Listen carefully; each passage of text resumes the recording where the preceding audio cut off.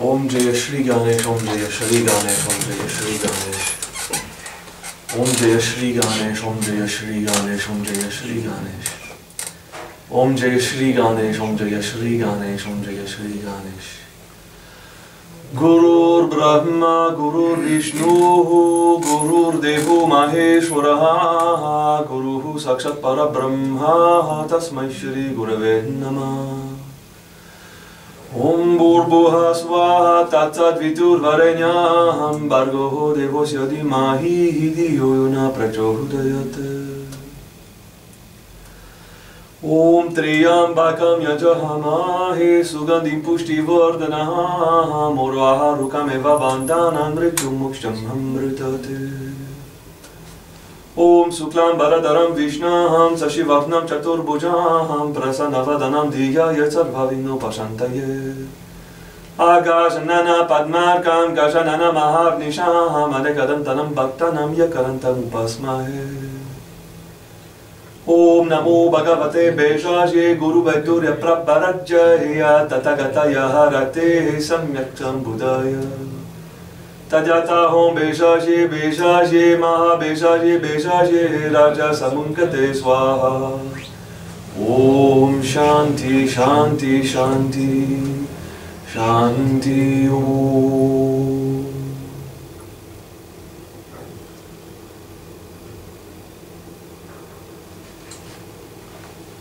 Aujourd'hui, on apprend les prières. On apprend à chanter 3 des prières que je viens de faire. Parce qu'on n'a pas le temps pour tout. On fait les prières. Malgré qu'on est dans une tradition bouddhiste, on est dans une tradition bouddhiste hindoue qui prend l'ouverture d'esprit. Et on se souvient de l'efficacité de ces prières. Elles donnent des résultats, donc on les pratique. Alors même dans une tradition bouddhiste, souvent on va faire les dharani.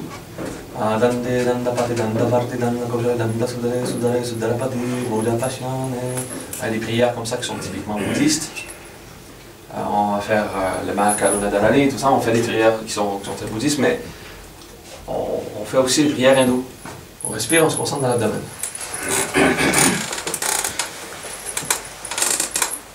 On commence les prières avec Om Jaya Shri Ganesh.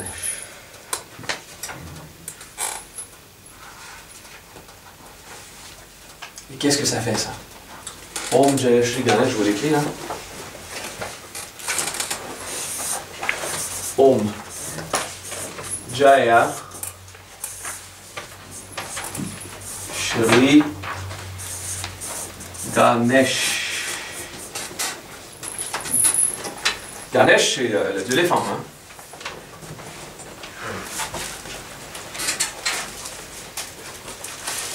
Je vais vous demander de passer ces feuilles alors que je continue à donner des cours. Vous faites un gros effort pour ne pas parler. Je ne vois pas pourquoi il faudrait communiquer verbalement pour passer une feuille derrière. Donc voilà. Ok? Alors tout est là, tout ce qu'on apprend aujourd'hui est là.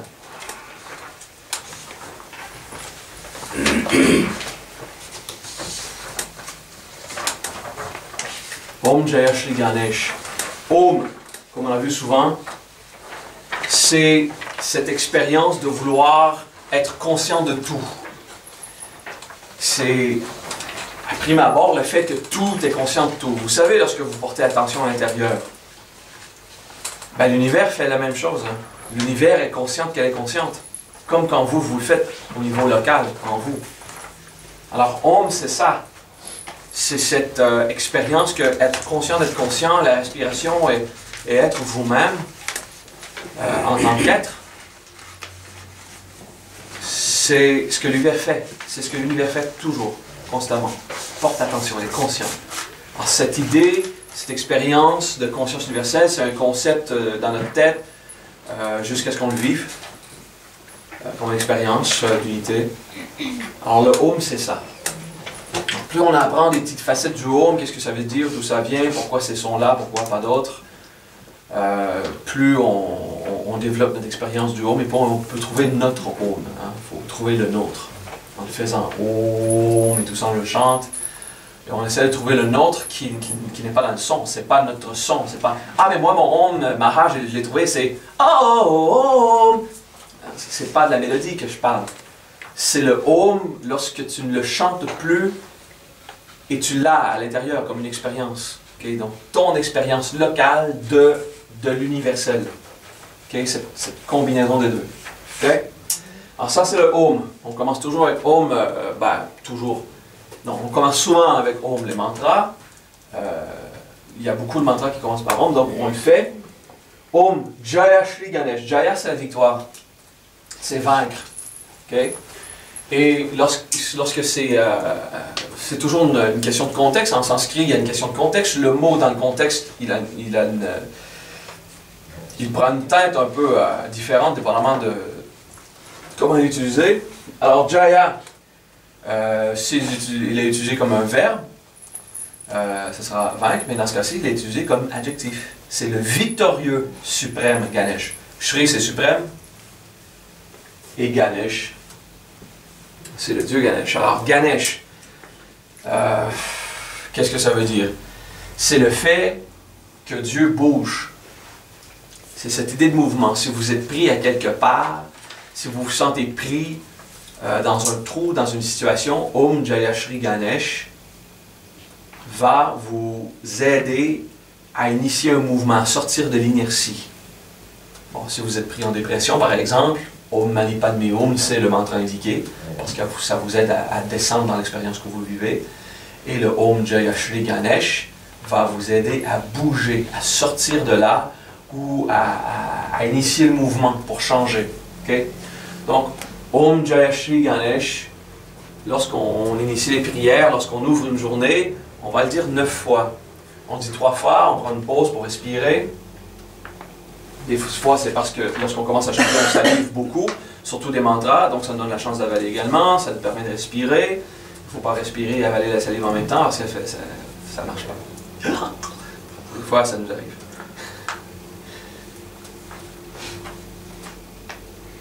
Ce que je veux dire, c'est qu'il y a énormément de salive qui se dégage lorsqu'on commence à faire ces prières. Okay? Parce que le système des glandes salivaires se transforme pour nous donner une salive qui est plus santé pour nous. Donc, ça devient un médicament qu'on génère nous-mêmes. Et ça, on apprend chez les taoïstes, l'élixir de l'immortalité, c'est de là que ça part. C'est pas que ça c'est la version physique, la vraie, elle n'est pas physique. Alors, Om Jaya Shri Ganesh, on le fait comme ça. Om Jaya Shri Ganesh, Om Jaya Shri Ganesh, Om Jaya Shri Ganesh. Om Jaya Shri Ganesh, Om Jaya Shri Ganesh, Om Jaya Shri Ganesh. Om Jaya Shri Ganesh, Om Jaya Shri Ganesh, Om Jaya Shri Ganesh. OK? Donc, on n'en fera pas un mala là, mais si vous le voulez, vous pouvez en faire un mala. C'est un mala d'une ligne, donc la formule typique, 9 malas par jour, 12 jours. Okay.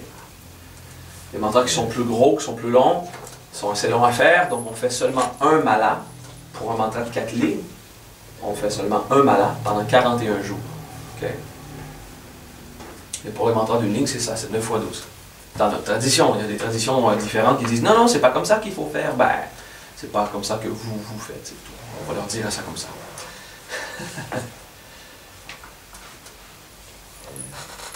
C'est beau pour le Jaya Shri Ganesh? Ok. Lisez le premier mantra de prière qu'on appelle le Guru Mantra. Je crois qu'il n'est pas écrit sur la feuille.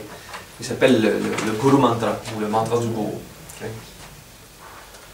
Gurur Brahma, Gurur Vishnu, Gurur Devo Maheshwar, Gurur Sakshat Parabrahma, Tasmai Shri Gurave Namah.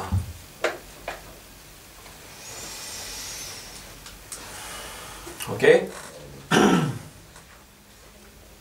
Ce que ça veut dire, là je ne fais pas une traduction littérale toujours, parce que des fois c'est pas mot pour mot, et je me concentre beaucoup plus sur la signification bija de chaque mot que sur la référence au niveau dictionnaire. Sauf que lorsqu'on a une prière assez claire comme celle-là, on va la prendre au mot, si on veut. Je crois qu'il y a une petite traduction en dessous. ça vous sera utile pour suivre. Gurur Brahma, c'est guru, et le R, c'est la partie grammaticale pour dire est. Dans ce cas-ci, c'est ce qui crée l'association de le guru, c'est Brahma. Gurur Vishnu, Gurur Devo Maheshwara. Devo Maheshwara, ça veut dire le Dieu, le grand Seigneur. Okay? Donc, c'est le Saint-Esprit chez les chrétiens, c'est Yahvé chez les Hébreux, et c'est Shiva chez les hindous. Maheshwar, c'est un autre nom pour Shiva. On dit que c'est le grand Seigneur. Lorsqu'on dit on prie le Seigneur, Eshwar, c'est le Seigneur. Et Maha Eshwar devient Maheshwar pour dire, tu sais, l'ultime, le grand, l'immense Seigneur. Celui qui vient le maître de tout. Okay? Lorsqu'on parle du gourou, il faut savoir qu'il y a 4 niveaux de gourou. Okay? Et le niveau le plus dense de gourou, c'est l'être humain avec qui vous étudiez. Donc, moi, je ne me considère pas comme étant un gourou.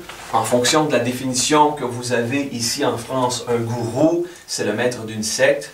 C'est celui qui veut posséder votre esprit, tout ça. Donc, vous avez perdu le sens du mot sanskrit guru. Okay? C'est pas la même chose. Okay? Il faut se comprendre. Donc, un gourou, c'est en fonction de la définition sanskrite, ce que je suis vraiment. Okay? Celui qui vous aide à vous libérer de la noirceur. Gu, c'est détruire. Et Ru, c'est noirceur. Donc, Guru, c'est 2 bija qui joints signifient le destructeur de la noirceur. Okay? Et le niveau le plus dense, qu'on va dire, c'est le niveau théâtral, parce que je ne suis pas vraiment le gourou. Je ne suis pas le vrai. Je suis une représentation humaine pour ceux qui ont besoin d'un support pour arriver à détruire la noirceur. Okay? Mais là, ce n'est pas moi qui va faire le travail pour vous. Je vous aide, c'est clair. Mais il faut vous impliquer vous-même. Alors ça, c'est le 4e niveau de gourou. C'est le plus dense. Et on dit, ça, c'est le faux gourou. Même si c'est un gourou qu'on apprécie, ou un maître spirituel qu'on aime bien suivre. Donc, dans le principe de gourou, dans le mot, dans la définition dictionnaire, autant que dans leur composition au niveau des bijas, gourou, c'est ce qui détruit la noirceur. Alors, l'être humain peut vous guider à y arriver, mais ce n'est pas lui qui va faire l'intervention principale. Le 3e niveau de gourou, on parle du gourou de la nature. C'est Agni, le feu ou la lumière, donc c'est physique. Donc, le gourou dans la nature, c'est le gourou qu'on entre en contact avec les rituels, les pratiques, en allumant la flamme. Okay? Donc, Agni, c'est le gourou nature. Okay? C'est là, les encens, les petites pierres, tout ça. Ce qu'on veut, c'est utiliser les moyens naturels pour célébrer Dieu. Alors, faire de la rituelique, tout ça fait partie du 3e gourou, qui commence à devenir plus raffiné, parce qu'on entre vraiment en relation avec quelque chose de mystique, de toute façon, qu'on ne voit pas vraiment. Le 2e niveau de gourou, qui est au niveau de l'âme, c'est Indra. Okay. Le dieu Indra, on dit c'est le dieu de tous les dieux mineurs. Qu'est-ce que ça veut dire? Parce qu'il n'y a qu'un seul dieu. De toute façon, chez les hindous, pour eux c'est clair, il n'y a qu'un seul dieu. Mais on va l'appeler de toutes les façons dont il se manifeste. C'est faux de croire... ce sont les chrétiens qui ont dit que les hindous étaient polythéistes, parce qu'en fait, les chrétiens sont beaucoup plus polythéistes que les hindous. Les hindous, pour eux, c'est clair qu'il n'y a qu'un seul Dieu. Et qu'il se manifeste de toutes sortes de formes. Alors que les chrétiens qui se disent monothéistes vont les prier Michael, Gabriel et Sandalphon, ils vont les prier Sainte ci et Sainte cela, vont aller prier le Père, le Christ et le Saint-Esprit, et ils le font d'une manière où ce sont tous des entités différentes, très séparés, qui ont chacun leur niveau d'intervention. Il y a des êtres humains qu'on considère comme Dieu. Jésus, c'est le seul, mais c'est Sainte Thérèse qui m'a permis d'eux, et ça devient votre mentor spirituel, tu vois. Alors, la religion chrétienne est extrêmement polythéiste, alors qu'elle se déclare monothéiste, et lorsqu'elle déclare les autres être polythéistes, mais chez les hindous, c'est clair, il n'y a qu'un seul Dieu. Et Ganesh, c'est le fils de Shiva. Et on l'explique sans hésitation que Ganesh, c'est la densification de Shiva sur le plan causal. Et c'est pour ça que c'est Ganesh qui nous permet de passer à travers le karma. C'est également celui qui l'initie. Et ce karma-là, c'est ce qui nous force à changer. Donc voilà pourquoi c'est une densification de Shiva, qui est le Dieu sous son aspect de transformation. Mais c'est clair, rapidement chez les hindous, on apprend que Brahma, Vishnu et Shiva, c'est un seul Dieu, et on le nomme Brahman, avec un N à la fin, Brahman, qui veut dire la tête de Dieu. Tout ce qui est Dieu, c'est Brahman.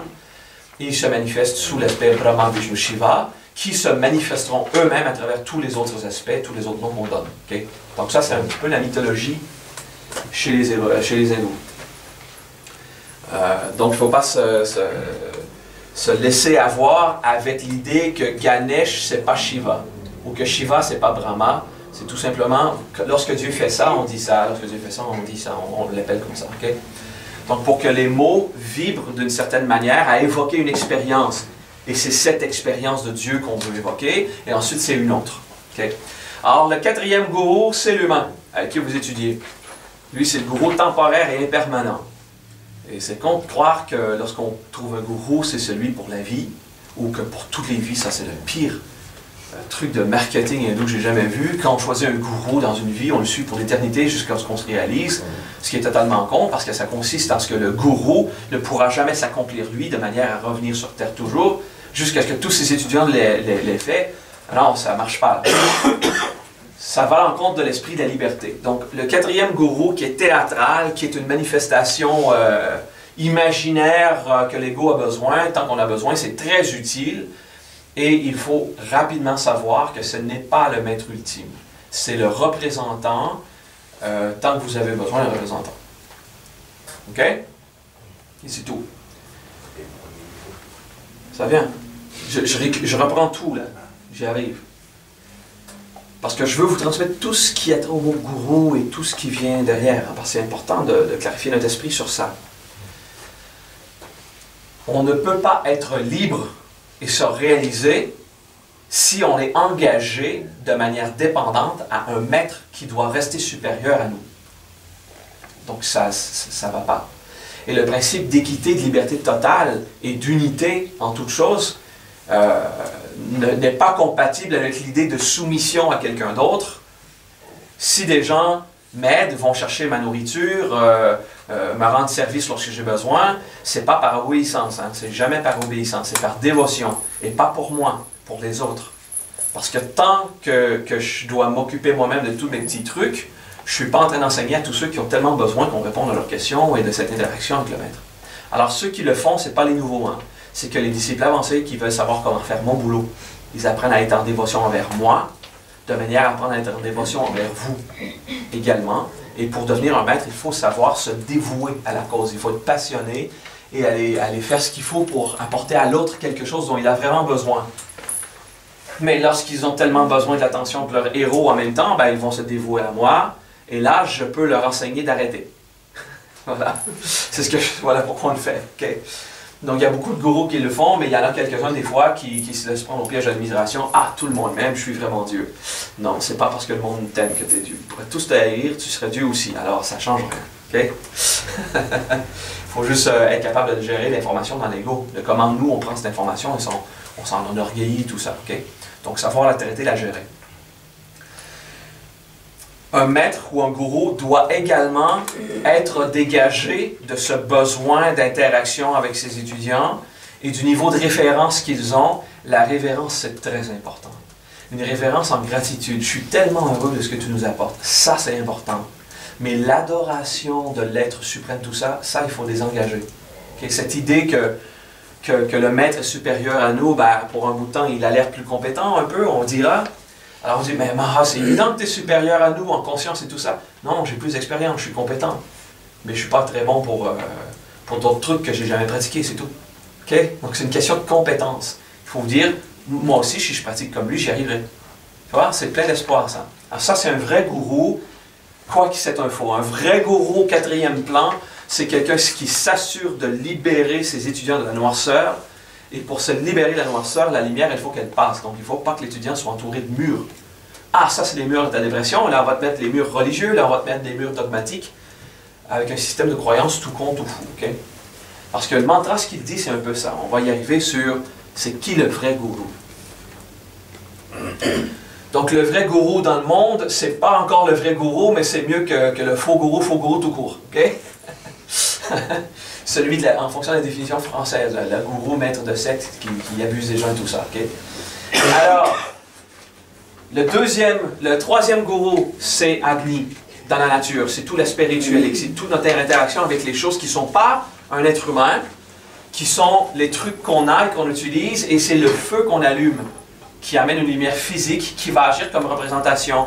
C'est les statues qui sont éclairées et à leur vue, donc à leur lumière, parce qu'on les voit, on est inspiré du symbole qu'ils représentent. Donc c'est un symbole avec lequel on peut moins interagir que le maître physique, parce que là on dit Allah, vous et moi, et on peut moins interagir, donc on n'a pas le choix que de se fier à l'inspiration que ça nous apporte. Donc déjà là on spiritualise. Et ça, c'est Agni sous toutes ses formes. Et Agni, c'est pas que le feu, feu. Agni, c'est tout ce qui est radiance et qui brille. Okay? Lorsque ça brille, on l'appelle le Jvalita. Lorsque c'est puissant, on l'appelle le Tejas. Et lorsque c'est Agni, c'est du feu. Ça brûle. Okay?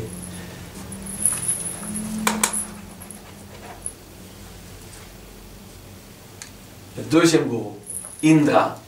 Là, il faut savoir que Indraya, c'est les sens. Les Indrayas, ce sont les sens.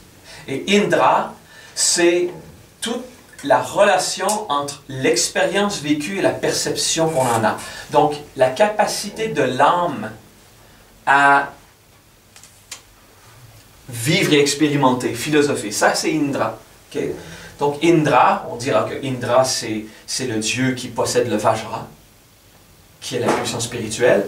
Ben, on va aller comprendre que Indra, c'est le dieu de tous les dieux mineurs. En ce sens que Indra, c'est le dieu suprême Brahman, qui s'est densifié au niveau de l'âme pour qu'au niveau de l'âme, on puisse se sentir être. Et de là, être, on est conscient. Et lorsqu'on est conscient, on a de la puissance spirituelle. Donc Indra a le Vajra. Être conscient, c'est avoir de la puissance spirituelle. On le voit là, la relation? C'est pas évident toujours à les saisir parce que si on veut étudier avec des puristes hindous, ils vont nous expliquer un tas de trucs sur d'où vient Indra, il a chevauché tel animal, il a utilisé tel arc et telle masse pour vaincre tel démon, tout ça, sans jamais nous expliquer ces métaphores, elles viennent de où. Et ensuite, tu as les intégristes hindous, autant que les intégristes chrétiens, qui vont vous dire, c'est vraiment arrivé comme ça. Tu vois? Comme les gens qui lisent la Bible, qui disent c'est vraiment arrivé comme ça, il n'y a aucune autre solution, le livre l'a dit. Ok, mais qui a dit que le livre, c'était vraiment la vraie chose? Parce que tous les kabbalistes le savent bien que c'était de la métaphore. Ils le savent bien. Mais ça, c'est pas les kabbalistes maintenant qui lisent le livre kabbalistique principal, c'est pas les kabbalistes qui lisent la Torah. Ce sont les chrétiens qui lisent des histoires pour endormir les enfants et qui y croient. Soit sans l'interprétation métaphorique. Alors on s'y perd. Je fais une parenthèse là, il n'y a pas de pomme hein, dans la Bible. Il n'y a pas de pomme. C'est jamais écrit le mot pomme, jamais, dans l'original. C'est écrit souffrance, avoir mal. Et le latin pour ça, c'est le mot malum. Et le mot latin malum veut également dire pomme, parce que c'est un homonyme. On l'écrit pareil. Lorsqu'on parle d'alimentation, malum c'est une pomme, et lorsqu'on parle d'expérience, c'est souffrir, avoir mal. Okay? Donc, ce n'est pas l'arbre de la connaissance du bien et du mal, c'est l'arbre de savoir ce qui fait souffrir et qui fait du bien. C'est complètement une autre traduction. Et il n'y a pas de pomme. Okay? Et en manger le fruit, c'est en goûter l'expérience. Tout ça, ça a été passé de l'hébreu au latin et du latin dans les autres langues, donc il n'y a plus de sens. Okay? Parce qu'ils ne connaissent pas le sens profond de l'original. Alors, si on n'a pas été éduqué à la Kabbale profonde, on ne peut pas savoir ce que la Bible dit vraiment. Parce que la majorité des sens des phrases sont erronés. OK? Ça va, c'est qu'un exemple. Okay? Alors, chez les hindous, on fait pareil. On dit que Shiva est en colère et il a coupé la 5e tête de Brahma. C'est pour ça que Brahma a 4 têtes. Non, mais c'est con, là. C'est con de croire que le suprême absolu maître de la compassion, Shiva, aurait pu être en colère. il a dégagé de la puissance. Et normalement, on dit que lorsque quelqu'un dégage de la puissance, pour permettre au cinquième élément de se densifier à travers la nature, donc pour en devenir 4 autres. Alors du cinquième élément est sorti les 4 autres, il avait 5 têtes, là il en a 4, pour créer toute chose, pour donner forme à toute chose. Et toute cette métaphore, toute cette métaphysique, si on ne nous éduque pas à aller saisir le symbole que ces peuples ont utilisé lorsqu'ils les ont écrits, ces métaphores, et là ils vont vous sortir des trucs comme « Non, non, non, c'est Shiva qui a écrit les Rig Vedas et tout ça. » Non, c'est pas Shiva. Ils le disent eux-mêmes, ce sont les Védas qui ont reçu les révélations de Shiva. Mais c'est Shiva, ils ne le connaissaient pas comme un mec qui parle au téléphone « Bonjour, alors là dans le livre tu vas écrire ça. » Non. Ils ont été en contemplation devant Shiva. Shiva, c'est cette expérience qui génère de manière vaste et unifiée tout ce qui se passe dans l'univers. Qu'est-ce que Shiva veut dire? Shi, c'est manifesté du troisième œil, et Va, c'est vaste. Alors c'est celui qui manifeste tout partout. Okay? C'est pas le créateur, c'est celui qui manifeste, qui amène les événements à arriver. Il faut saisir les mots, d'où ils viennent, comment ils sont composés et leur origine. Alors Shiva et le Saint-Esprit, c'est la même chose lorsqu'on comprend le fondement suprême. On dira que Shiva, c'est celui qui a le troisième œil. Bah oui, parce que c'est la particule Shi, et nous, c'est ici qu'on va, Shi, c'est là qu'on va sentir ce bija par le troisième œil en général. Ok? Ça va, ça? Les clairvoyants, c'est pas le troisième œil qui développe. Hein? C'est l'occiput derrière. C'est là qu'on perçoit. Ça, c'est pas la clairvoyance. La clairvoyance, elle est là. C'est le 8e chakra dont on ne parle jamais. Le troisième œil, c'est celui qui manifeste dans ta vie. C'est celui qui va t'apporter quelque chose. Celui qui crée. Alors, dans les deux yeux, ça on en parlera dans le Triyambakam, ok? Des yeux de la dualité de l'œil unique, ça on en parlera plus tard. Mais dans Maheshwar, il y a le principe que Shiva, c'est le maître de tout. Allez, on danse, on l'éteint s'il vous plaît. S'il y en a d'autres qui ont le cellulaire ouvert, merci. Maheshwar, c'est le maître de tout. Ah, je sais que c'est beaucoup d'informations, vous reverrez la vidéo, c'est tout. Ok? Indra, donc, c'est l'expérience divine de pouvoir expérimenter de façon locale toute chose. C'est le deuxième gourou. Le premier gourou, c'est Dieu suprême et absolu, indéfini. On dit que c'est Brahm, l'unifié. On va dire, pour certains, on dit que c'est Brahma. En fait, c'est Brahma, Vishnu, Shiva. C'est cette trinité qui a un seul être qui est toute chose.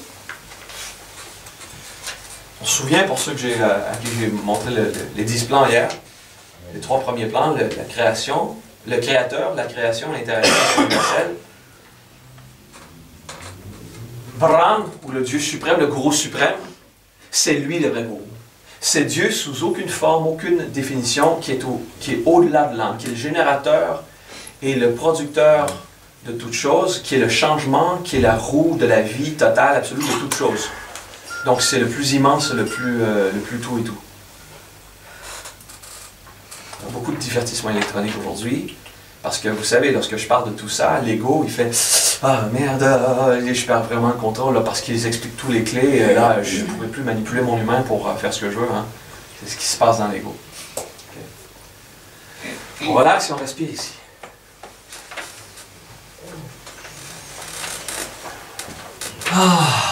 Maintenant qu'on a eu un petit briefing sur ce que ça veut dire gourou, d'où ça vient, qu'est-ce que c'est, la prière, la première prière qu'on dit le gourou mantra, c'est se souvenir du plus haut niveau du gourou qui existe, qui est le seul qui existe vraiment. Ok? Guru Brahma. Donc le gourou c'est Brahma. Guru Vishnu. Le gourou c'est Vishnu. Toute chose. Guru Devo Maheshwara. Donc le gourou c'est Dieu maître absolu. Et les 3 appellations sont le seul et unique maître gourou. Okay? Guru Sakshat Parabrahma.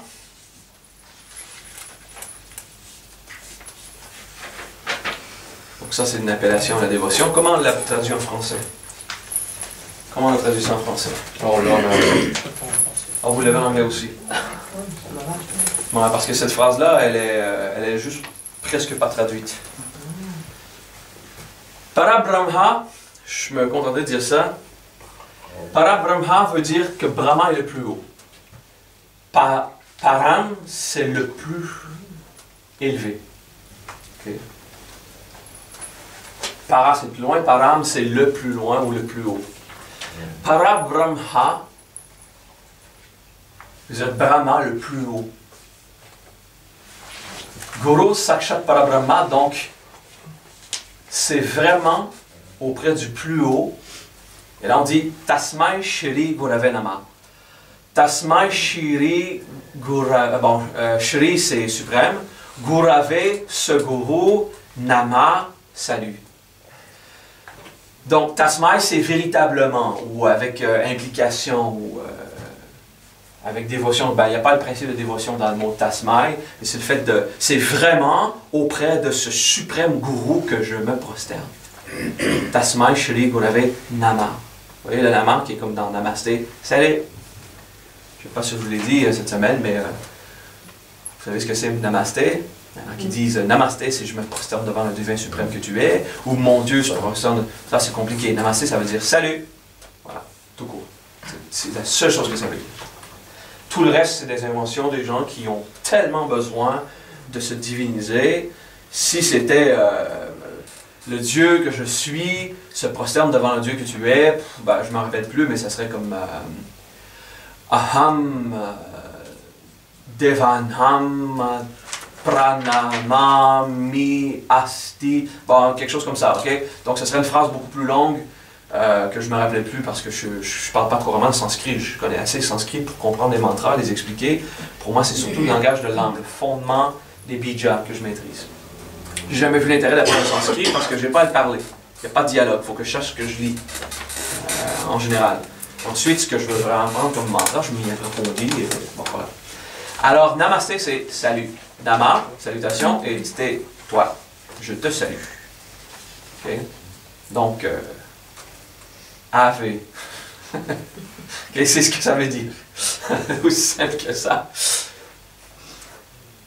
Tasmai Shri Gurave Nama. Donc, c'est à ce suprême gourou que je me prosterne, ou que c'est ce suprême gourou que je salue vraiment. OK?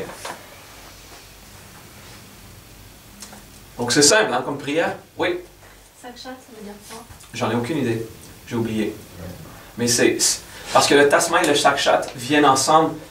Tu vois, dans le sanskrit, on n'écrit pas les phrases de manière canonique comme en français. Hein, donc, sujet, verbe, complément. C'est on prend tous les mots qu'on veut mettre dans une phrase et on les met dans l'ordre qu'on veut. Sérieux. Il n'y a pas de principe de qu'est-ce qui est quoi. On peut mettre tout dans l'ordre qu'on veut, chaque mot dans l'ordre qu'on veut. Et en fonction de comment les mots se combinent et les terminaisons de chacune de ces mots, peu importe l'ordre d'où ils viennent, on sait quel est le verbe, quel est le complément, quel est le sujet, tout ça. OK? Donc, c'est pour ça que le sanskrit peut devenir compliqué à lire si on n'y est pas habitué. Ensuite, il y a le principe de sandhi, donc la dernière lettre de chaque mot change en fonction de la première du mot qui suit. OK? Est-ce qu'il y a une différence entre Shri et Sri? Ça, c'est Shri. Je mets un petit H pour nous, mais lorsqu'on passe, c'est comme chez les Chinois, on va lire c'est Lao Tse, mais en fait c'est Lao Xie. Il n'y a pas de façon exacte de l'écrire, donc on écrit les lettres qu'on veut. Des fois, on va écrire Lao Zi, Z-I, mais le I, on écrit I, mais si c'est un mot chinois qui a été romanisé, c'est-à-dire dans notre alphabet à nous, ben le I c'est OK? Donc c'est Lao Xie. Bon voilà, ça c'est chinois. Alors pour le sanskrit, c'est la même chose. C'est le gros S qui est sh, le petit S avec l'accent qui est le sh, et le S qui est s. Parce qu'il y en a trois. J'ai déjà entendu des chants sacrés qui disaient Sri Ganesha. Oui, parce qu'ils ne savent pas lire le sanskrit. Parce qu'on ne leur a jamais montré. Et c'est correct, ça marche. C'est juste qu'au lieu d'aller chercher l'aspect sh de Shiva, ils vont chercher l'aspect s du pouvoir. Ils ont changé de son, ça a changé ce qu'ils appellent de Ganesh, mais c'est pas dramatique parce que ça marche. Et le reste, Ganesh, ils l'ont dit, les voyelles sont assez similaires aussi. C'est pas dramatique, ok? Et Sri aussi, ça peut être un titre honorifique, je crois, non? Je vois, il y a pas mal d'hindous, parfois devant leur nom, qui mettent du Sri un tel. Seigneur. Sri un tel. Non, ça ne veut pas dire Seigneur, ça veut dire suprême. Donc celui qui s'appelle Sri Aurobindo, il dit « Je suis le suprême Aurobindo ». Ceux qui disent « Je suis », mon nom c'est Sri Vishnu Parahamsa par exemple, ben je suis le suprême Vishnu le plus haut qui est. C'est ce que ça veut dire, c'est son nom. Parce qu'il y en a qui s'appellent Jésus, Marie, Joseph chez nous, et eux ils se donnent le nom de leur Dieu aussi. Il n'y a pas de mal. Okay? Et Ram, c'est quoi comme... Ram, c'est pas le sujet du cours, c'est pas écrit dans les prières et c'est pas de ça qu'on parle. Non, plus de questions. Chaque fois que vous posez une question, vous posez la mauvaise question. Parce que là, vous êtes avare de connaissances, vous avez ce besoin d'apprendre. Mais si vous suivez le cours, vous ne croyez pas que je vais vous enseigner exactement ce que vous avez besoin pour vraiment saisir le sujet du cours? Et ce que vous faites là, parce que plus ça va, plus vous déviez du sujet. Parce que même si j'ai eu l'air de dévier du sujet, c'était toujours de l'information que vous avez besoin pour saisir cet enseignement que je vous donne. Parce que je sais que je m'en vais là. Mais lorsque vous posez des questions, croyez-vous vraiment que vous savez ce que vous avez besoin d'apprendre aujourd'hui? Parce que vous voulez, c'est aller au-delà de ce que vous savez déjà. Et pour ça, ça veut dire sortir de votre zone de confort. Donc, que vous n'ayez pas le contrôle sur le cours et que vous soyez un petit peu perdu pour être affecté.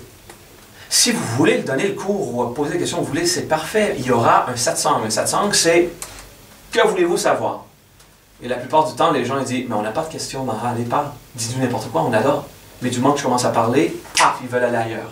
Parce que le cours résiste, ok?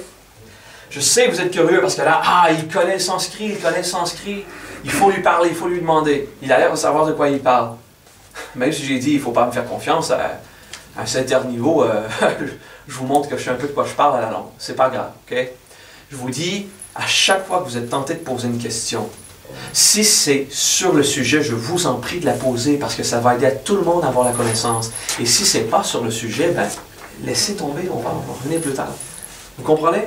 Alors même si ça c'était vraiment une capsule hors sujet, je la crois beaucoup plus productive pour qu'on passe la journée sur les prières, sinon on ne les couvrirait pas.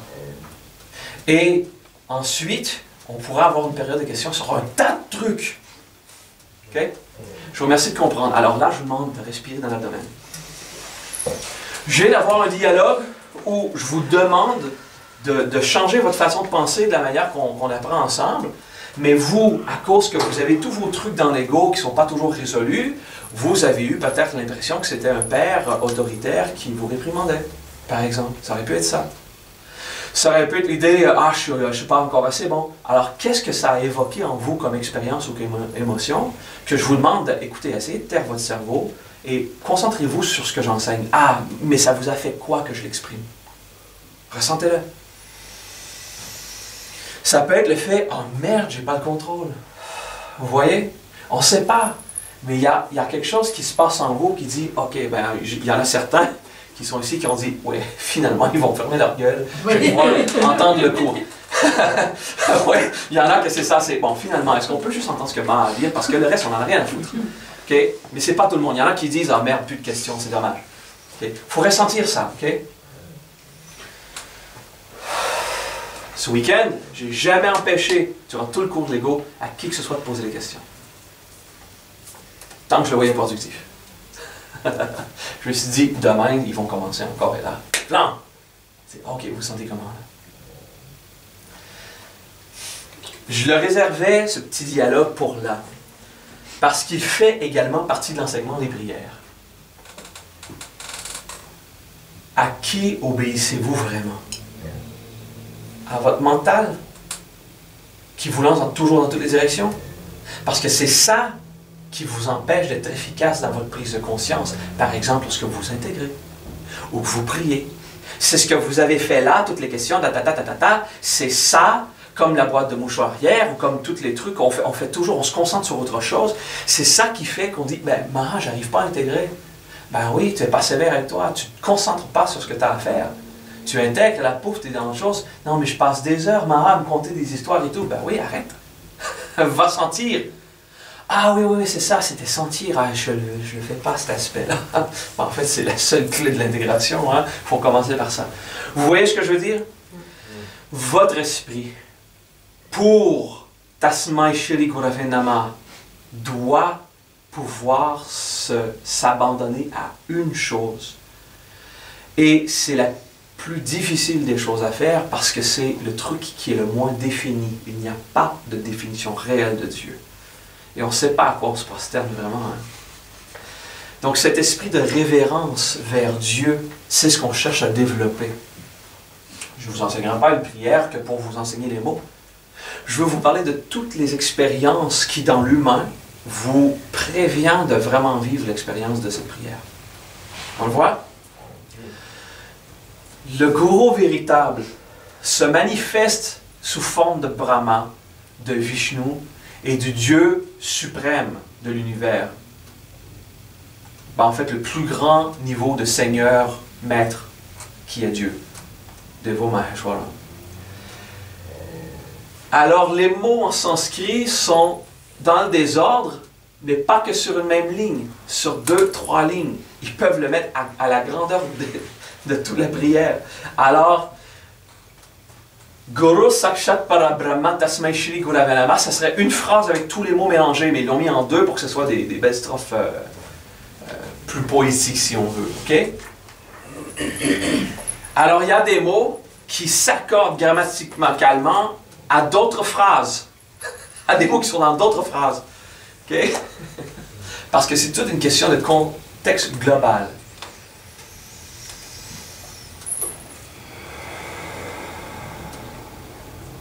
Alors le Sakshat, le Tasmai viennent ensemble combinés par le Parabrahma.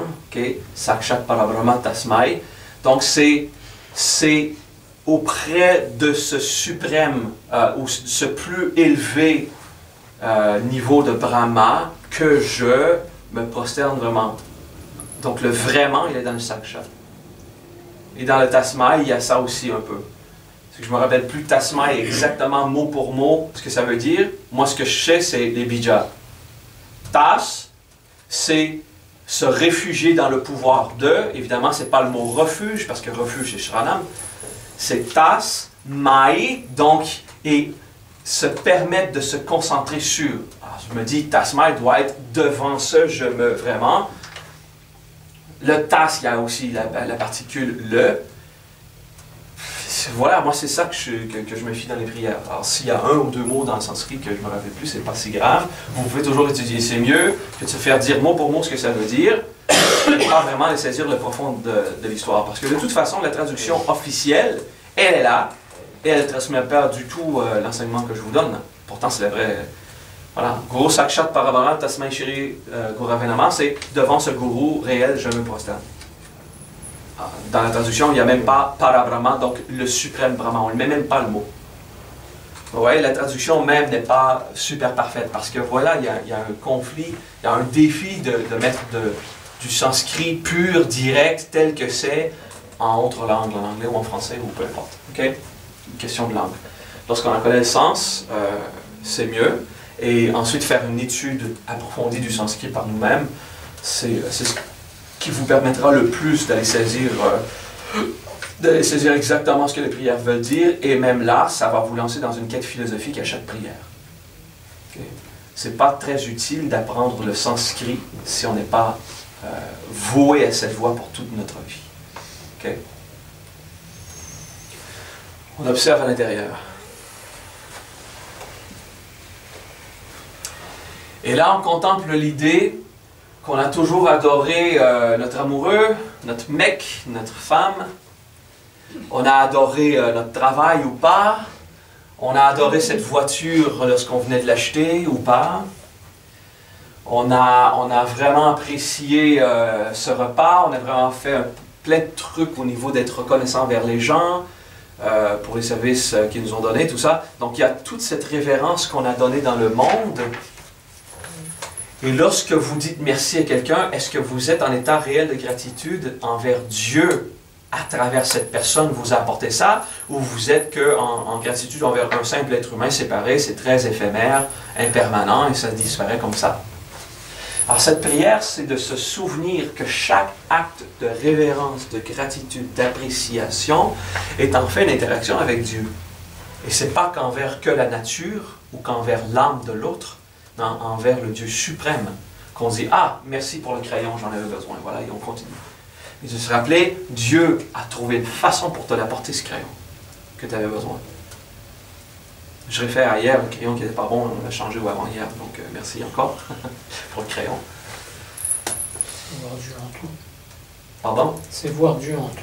C'est voir Dieu en tout, c'est se pratiquer à dire, c'est devant ce Dieu-là que je suis réellement en révérence. C'est bien, hein? Le feeling.